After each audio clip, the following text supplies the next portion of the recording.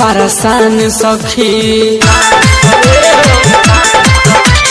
बानी हम परेशान सखी, खाली जुबान के ढकला से बानी हम परेशान सखी, खाली जुबान के ढकला से उठलाली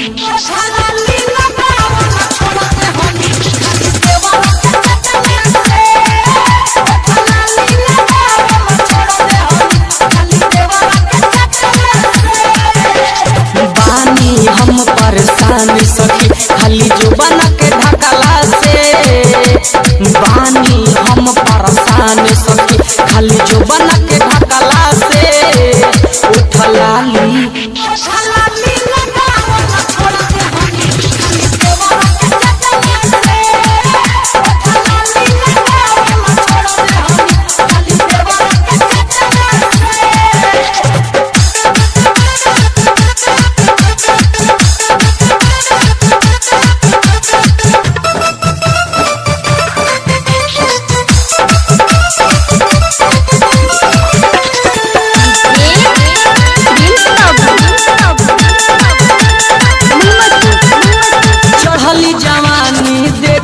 हमारो मारत देवरा सीटी, खाइल चाहेला सुनाए सखी, चूल्हा में से के लिट्टी हो। चढ़ली जवानी देखी के हमारो मारत देवरा सीटी, खाइल चाहेला सुनाए सखी, चूल्हा में से के लिट्टी। शौख सिंगार नहीं पूरा हो खेला,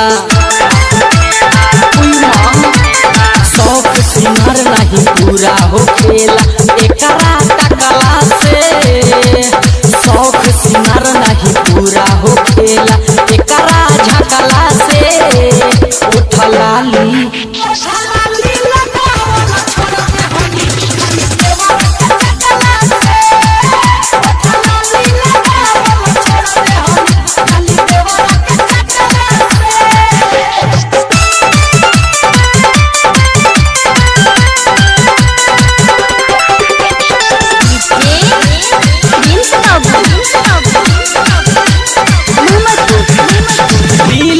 आशिक चंदन चंचल पड़ल बजब से पीछे, पाके अकेला सुनाए सखी, साड़ी के अचरा खींचे। दिलीप आशिक चंदन चंचल पड़ल बजब से पीछे, पाके हमके अकेला ये सखी, साड़ी के अचरा खींचे। अशोकानंद कहते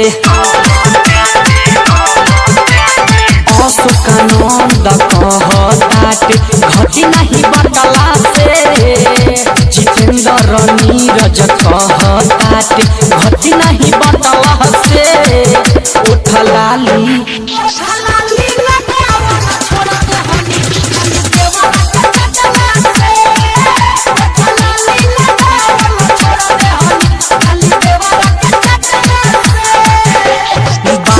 हम परेशान सखी, खाली जुबान के ढकला से बानी हम परेशान सखी, खाली जुबान के ढकला से उठलाली।